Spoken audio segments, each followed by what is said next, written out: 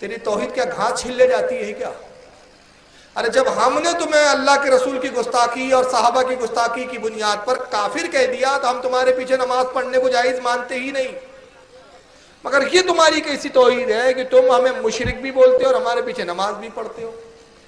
تو حقیقت میں نماز پڑھنے نہیں آتے، یہ فتنہ پھیلانے آتے ہیں اور مسجد پہ قبضہ کرنا ان کا مقصد ہوتا ہے. حرام خور جماعتیں قبضہ سوچتے رہتی ہے. آپ دیکھیں کتنے سنیوں کی مسجدوں پہ قبضے کر رکھے ہیں ان لوگوں نے. لہٰذا اگر اپنی مسجدوں کی آپ حفاظت چاہتے ہیں تو ان سے آنے پہ پابندی لگائیے. ناگپور میں ہم نے اپنی سنی مسجدوں کے بائلس ہوتے ہیں نا، رجسٹرڈ کروائیے مسجدوں کو، اور بائلس ایسے بنائے کہ مستقبل میں کوئی منوس وہاں بھی کبھی آ بھی نہیں سکتا. اس میں ہم نے بائلس میں ڈالا ہے کہ اس مسجد کا امام اور اس مسجد کے جتنے ممبر اور ٹرسٹی ہے وہ مسلک اعلیٰ حضرت کے پابند لوگ ہوں گے، اور جو اس سے ہٹ جائے وہ اس مسجد میں آنے کا اختیار نہیں رکھتا. تو بہرحال ان کو نہیں آنے دینا چاہیے. واللہ اعلم ثم رسول اعلم. 8 رکعت تراویح کی وضاحت فرمائے. غیر مقلدین 8 رکعت تراویح پڑھتے ہیں اور کل 11 رکعتیں پڑھتے ہیں. دلیل بخاری کی ایک حدیث لاتے ہیں حضرت عائشہ سے. حضرت عائشہ فرماتی ہے کہ رسول اللہ صلی اللہ تعالی وسلم کی نماز رمضان اور غیر رمضان میں 11 سے زیادہ نہیں ہوتی تھی. بخاری کی حدیث کی بنیاد پر کہتے ہیں کہ اس سے پتہ چلا کہ تراویح 8 رکعت ہے، 3 رکعت وتر ہے، یعنی 8 اور 3 کل ہو گئی 11. اب اس کا جواب سن لیجئے، کتنے بڑے بیوقوف ہے، اس سے ان کی بیوقوفی سمجھ میں آتی ہے. پہلی بات یہ کہ پورے عام دنوں میں یہ وتر 1 رکعت پڑھتے اور کہتے 1 رکعت ہی پڑھنا وتر صحیح ہے، 3 رکعت ثابت نہیں ہے. مگر تعجب کی بات ہے کہ اگر 11 رکعت ہے تو پھر 3 وتر وہ رمضان میں کیسے جائز ہو جاتی ہے اور غیر رمضان میں کیسے حرام ہو جاتی ہے؟ پہلے تو اس کا جواب دیئے. اور دوسرا، ان بیوقوفوں نے ایک جملے پہ غور نہیں کیا. حضرت عائشہ کہتی ہے رسول اللہ کی نمازیں رمضان اور غیر رمضان میں 11 سے زیادہ نہیں ہوتی تھی. 3 وتر پڑھتے تھے اور 8 آپ پڑھتے تھے. تو 8 کون سی تراویح نہیں ہے، وہ تہجد کی ہے. اس لیے کہ کہہ رہی ہے رمضان اور غیر رمضان. تو ان سے پوچھو غیر رمضان میں بھی تراویح پڑھتے ہو کیا تم لوگ؟ تو یہ تو واضح ہے اس سے کہ غیر رمضان کا جب لفظ آیا وہاں تو وہاں سے مراد تراویح کی رکعتیں نہیں ہے، بلکہ کیا ہے وہاں؟ تہجد ہے. کہ حضور 11 سے زیادہ 8 رکعت سے زیادہ تہجد کی نہیں پڑھتے تھے اور 3 رکعت وتر پڑھتے تھے آپ.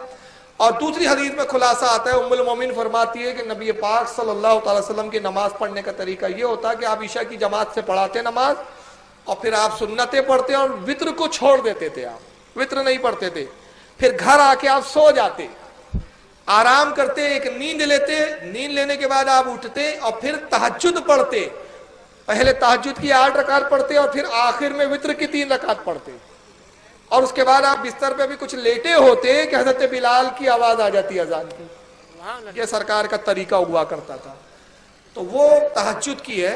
اور اس کے برعکس ہمارے پاس مصنف ابن ابی شیبہ اور عبدالرزاق المصنف اس کی معتبر حدیثیں ہیں کہ اللہ کے نبی نے جو تراویح کی نمازیں پڑھائی وہ 20 ہے. حضرت عمر رضی اللہ تعالیٰ عنہ نے جو تراویح کی جماعت قائم کی صحابہ کے ساتھ وہ 20 رکعت پڑھائی. حتیٰ کہ غوث اعظم گنیت الطالبین میں جو خود وہابی اور غیر مقلدوں نے چھاپی ہے، گنیت الطالبین میں غوث پاک خود فرماتے ہیں کہ تراویح کی رکعتیں کل 20 رکعتیں. اس پر سارے علماء کا اتفاق ہے، چاہے امام شافعی ہو، امام مالک ہو، امام احمد ابن حنبل ہو یا امام اعظم ابو حنیفہ ہو، چاروں ائمہ کا اتفاق ہے کہ تراویح کی رکعتیں کل 20 رکعتیں ہیں. اور یہی صحیح ہے، یہی حدیث سے ثابت ہے. 8 کا جو بھی ثبوت ہے وہ صحیح نہیں ہے، اور جو حدیثیں کچھ لائی جاتی ہے وہ سب ضعیف اور موضوع حدیثیں ہیں جس پر اعتبار نہیں کیا گیا. واللہ اعلم ثم رسول اعلم.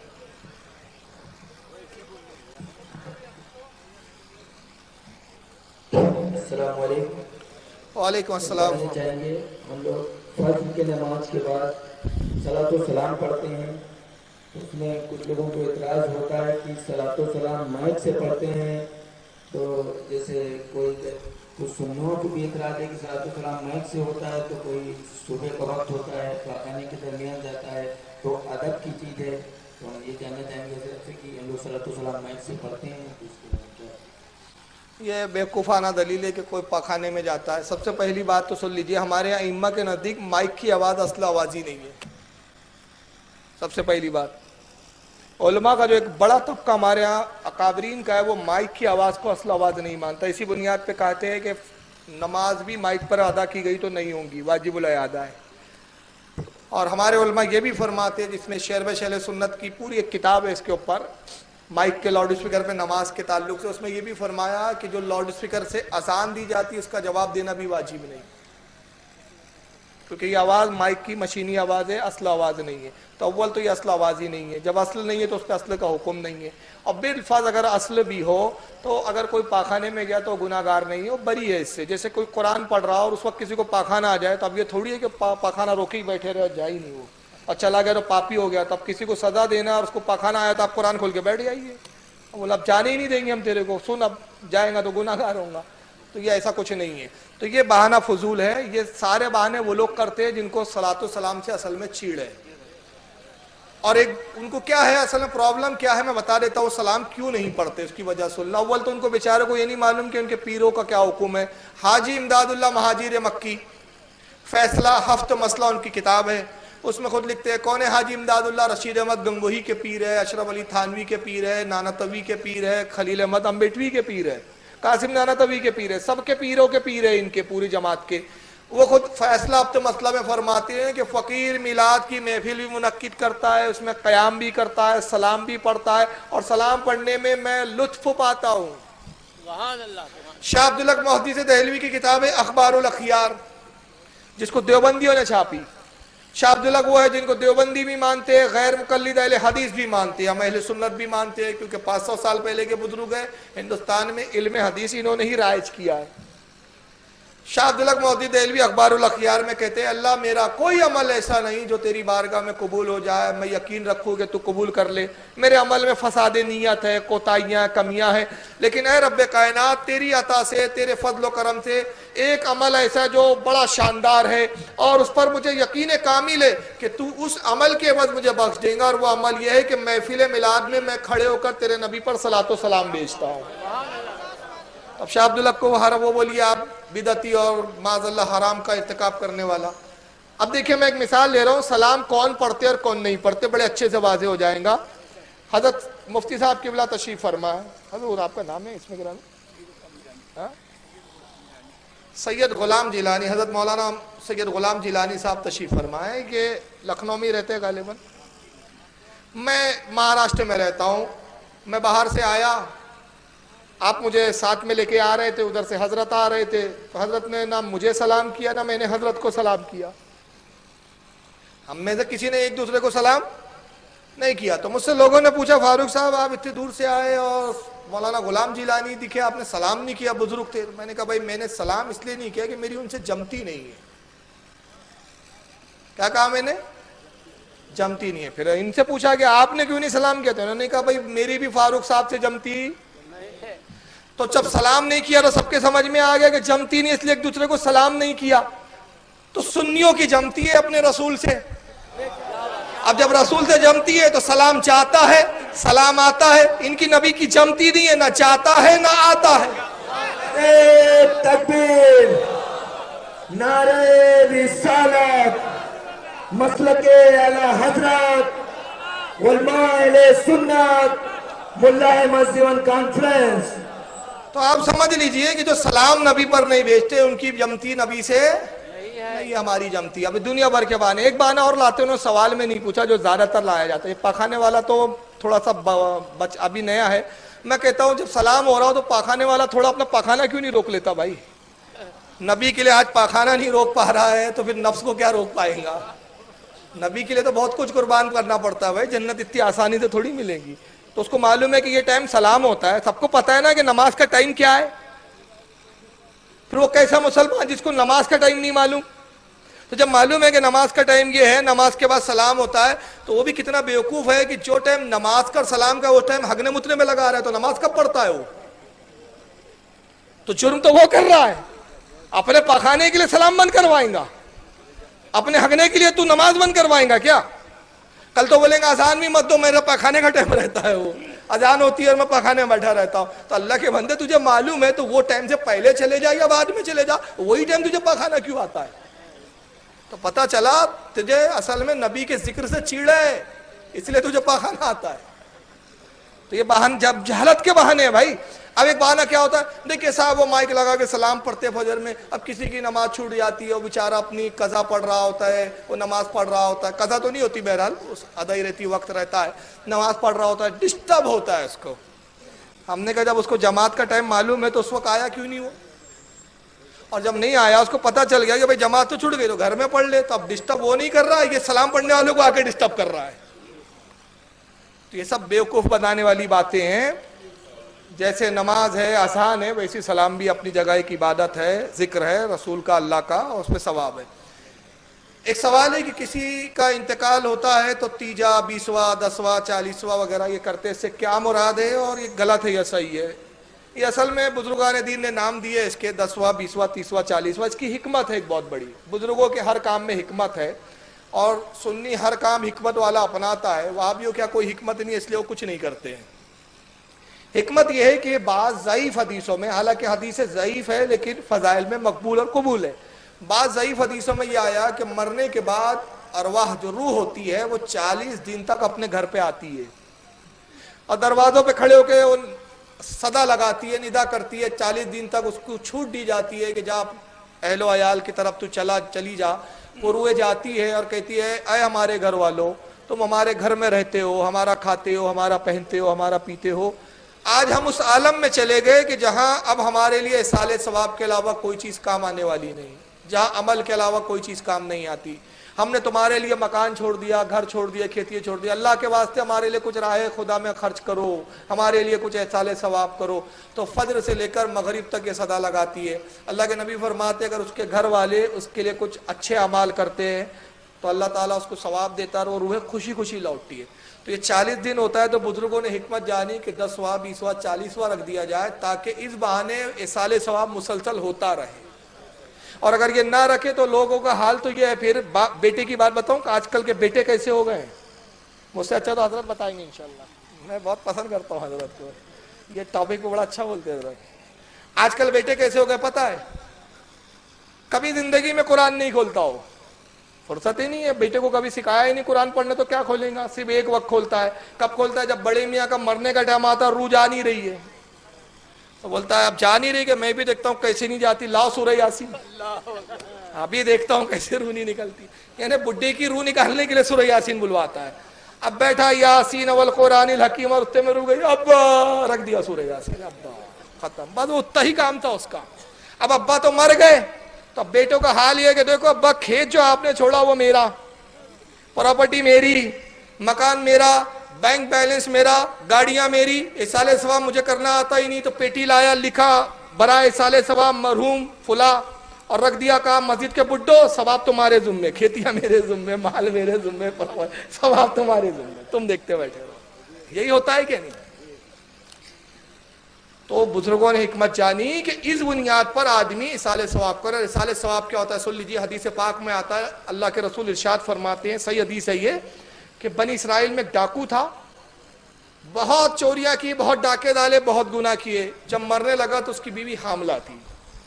اس نے اپنی بیوی کو وصیت کی، کہا کہ دیکھو میں تو مر رہا ہوں، میں نے زندگی گناہوں میں گزار دی، میں نہیں چاہتا کہ میرا بیٹا بھی میری طرح ڈاکو اور چور بنے. جب یہ بڑا ہو جائے، سمجھدار ہو جائے، اس کو عالم دین بنا دینا. یہ کہہ کر مر گیا. اللہ نے اس پر عذاب مسلط کر دیا، کیونکہ گناہ گار تھا، خطا کار تھا، بہت پاپ کیے تھے. قبر میں عذاب ہو رہا ہے اس پر. اب یہ بیٹا پیدا ہوا لڑکا. جب 5 یا 6 سال کا بچہ یہ بڑا ہوا تو ماں اس کی جو ہے اپنے بچے کو لے گئی اور لے جا کر ایک استاد، قابل استاد کی خدمت میں پیش کیا. کہا کہ اس کو آپ ادب سکھائیے، دین سکھائیے. استاد نے بچے کو بٹھایا اور کہا بیٹا پڑھو بسم اللہ الرحمن الرحیم. تو بچے نے اپنی توتلی زبان میں استاد کے الفاظوں کو دہرایا، بسم اللہ الرحمن الرحیم. اللہ نے فرمایا فرشتوں اس کے باپ سے قبر سے عذاب اٹھا دو، ہٹا دو. فرشتوں نے کہا مولا کیا عمل کیا؟ اس کا تو کوئی عمل نہیں، اس کا تو دارالعمل ختم ہو گیا. اللہ نے فرمایا اس کا بیٹا زمین کے اوپر مجھے رحمان و رحیم پکار رہا ہے، مجھے حیا آتی ہے کہ زمین کے اندر اس کے باپ پر میں عذاب نازل کروں.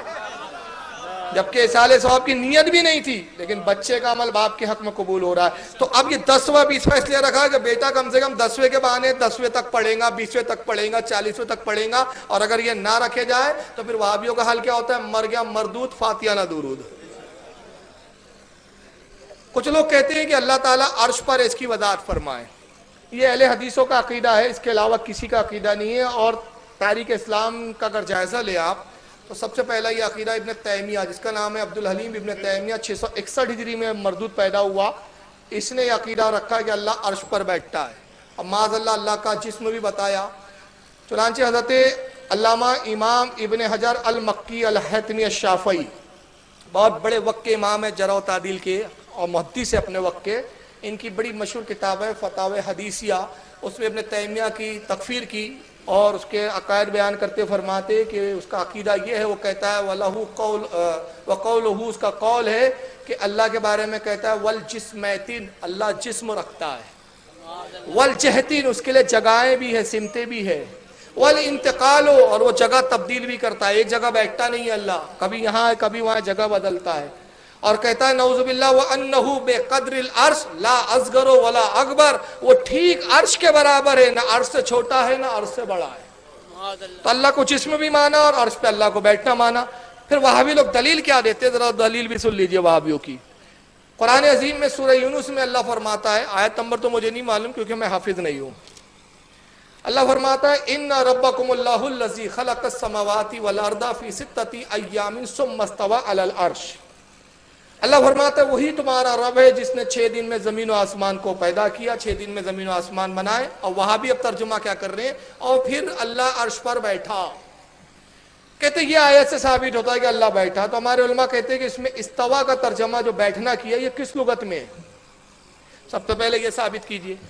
دوسرا یہ کہ علماء کا اس پر اجماع ہے مفسرین کا کہ آیت متشابہ ہے، اور متشابہ آیت پر عقیدہ رکھنا گمراہیت ہے، اور اللہ عرش پر بیٹھنے سے پاک ہے، اس لیے کہ بیٹھنے کے لیے جسم چاہیے، اللہ جسم سے پاک ہے، اللہ مادہ نہیں ہے، مٹیریل نہیں ہے، وہ جسم و جسمانیت سے پاک۔ اور اگر کوئی کہتا ہے اللہ عرش پر بیٹھا ہے تو ہمارا سوال ہے کہ جب عرش پر بیٹھا ہے تو جب عرش نہیں تھا تو تب کہاں تھا، اور پھر جب عرش کو فنا کر دیں گا تب کہاں ہوگا؟ تو جیسے پہلے عرش پر بیٹھنے سے پاک تھا اب بھی پاک ہے اور ہمیشہ پاک رہے گا۔ امام مالک رضی اللہ تعالیٰ عنہ فرماتے ہیں الاستواء معلوم والکیف مجہول، کہتے ہیں کہ استوا اللہ نے قرآن میں کہا یہ ہمیں معلوم ہے، والایمان بہ واجب، اس پر ہم ایمان بھی لاتے، اللہ کا فرمان ہے، لیکن اس کی کیفیت والکیف مجہولین، اس کی کیفیت مجہول ہے، ہم نہیں جانتے، یہ متشابہ ہے، ہم نہیں سمجھ سکتے۔ اور اس کے بعد کہتے ہیں کہ اس بارے میں قرید کرنا، سوال کرنا یہ بدعت ہے، گمراہیت ہے۔ مولا کائنات فرماتے، حضرت علی تفسیر مدارک کے اندر ہے یہ، اسی آیت کی تفسیر میں جو سورہ یونس کی پڑھی، حضرت علی فرماتے ہیں مذہب حق یہ ہے کہ اللہ جیسے پہلے مکان سے پاک تھا اب بھی پاک ہے اور ہمیشہ پاک رہیں گے۔ تو یہ گھٹیا عقیدہ ہے کہ اللہ عرش پر بیٹھا ہے، نعوذ باللہ من ذالک، خدا کو بیٹھنے کا قائل مسلمان نہیں ہے، یہ گمراہ بددین کافر ہے۔ واللہ اعلم ثم رسول عالم۔ السلام علیکم۔ وعلیکم السلام۔ ایک سوال تھا میرا کہ وقتیوں کے پیچھے کیا نماز پڑھنا جائز ہے، اور جیسے کبھی حج پہ جاتا ہے جب بندہ تو اس کے پیچھے جب نماز پڑھتا ہے اس میں وہ نماز مضمون ہے یا نہیں؟ اور دوسرا میرا کوشچن اس لیے ہے کیونکہ میں ایک نان مسلم ہوں، اب میں مسلم ہوں، اس لیے میرا یہ کوشچن ہے۔ اور دوسری چیز اگر مجھے اپنا ایمان درست رکھنا ہو تو میں کیا چیز زیادہ کروں، اس کی کثرت کیا کروں؟ اور تیسرا کوشچن کہ میرا صحیح العقیدہ اہل سنت و جماعت کا اہل سنت و جماعت کا کیا؟ خاص سب سے اچھا اور 73 نماز جنازہ جب ہوتی ہے تو اس کے بعد جب جنازہ ختم ہوتا ہے اس کا اذان دی جاتی ہے، تو اس کی ایک صحیح حدیث ہے کہ جی جی بہت سارے سوال کر لیے انہوں نے ایک ساتھ، لیکن بہرحال اب ان کے سارے سوال کی عزت کرنی چاہیے، کیونکہ اگر یہ مسلمان نے پوچھا ہو تو میں یہ کہہ کے ٹال دیتا جاؤ بعد میں مفتی سے پوچھ لو، لیکن ان کو نہیں ٹال سکتے۔ اب ان کا پہلا سوال ہے کہ وہابی کے پیچھے نماز ہوں گی یا نہیں ہوں گی، اور حرم کے امام کا کیا معاملہ ہے۔ دیکھیے یاد رکھ لیجئے، اسلام میں عقیدے کو سب سے بیسک کہا گیا ہے، اس کا جو عقیدہ ہے وہ مضبوط ہونا چاہیے۔ عقیدہ اگر خراب ہے، جس کو ہم کہتے ہیں فنڈامنٹل فیتھ اگر صحیح ہے تو آپ صحیح مسلمان ہیں، عقیدہ خراب ہے تو کچھ بھی نہیں ہے۔ اور کوئی بھی کسی پر بھی جو حکم لگتا ہے کافر کا اور ایمان کا، وہ عقیدے کی بنیاد پر لگتا ہے۔ سعودیہ کے جو اس وقت کے موجودہ امام ہیں، چاہے حرم کے ہو یا مدینے کے ہو، ان دونوں کا عقیدہ خراب ہے، اور یہ غلط عقیدے کی بنیاد پر ہمارے علماء اہل سنت ان کو مسلمان ہی نہیں مانتے. پھر یہ تاریخ اسلام کا کوئی پہلا واقعہ نہیں ہے کہ کعبۃ اللہ پہ کوئی غیر لوگ قابض رہے ہو. جیسے لوگ سوچتے ہیں بہت سارے کہ یار اللہ کیسے چاہیں گا کہ اس کے گھر میں، اس کے خانہ کعبہ میں کوئی کافر آدمی نماز پڑھائے. تو پہلا موقع نہیں. اس سے پہلے بھی ایسے ظالم و جابر بادشاہ اور ایسے لوگ گزرے ہیں جن میں سے بعض پر حکم کفر بھی لگایا. اس کی سب سے بڑی دلیل تو یہ ہے کہ 600 سال تک کعبے میں بدھ بھی رہے ہیں. کیا وہاں بھی یہ کہیں گے کہ معاذ اللہ 600 سال تک کمزور تھا اور راضی تھا؟ نہیں. حضور صلی اللہ علیہ وسلم کے پیچھے منافقین بھی نماز پڑھتے تھے، مگر قرآن کہتا ہے یہ نہ ایمان والے ہیں بلکہ جہنم کے سب سے نچلے طبقے میں جائیں گے. بتائیے حضور کے پیچھے ان کی نماز نہیں ہو رہی ہے. نبی سے بڑھ کر کون امام ہو سکتا ہے؟ مگر نہیں ہو رہی ہے ان کی نماز. کیوں نہیں ہو رہی ہے؟ کہ امام تو امام الانبیاء ہے، پیچھے پڑھنے والے کافر و منافق ایمان نہیں ہے. تو پتہ چلا نماز کی قبولیت کے لیے ایمان پہلی شرط ہے. تو سعودیہ کے جو امام ہیں وہ ان کا ایمان ہی نہیں ہے صحیح، ان کا عقیدہ جو ہے گھٹیا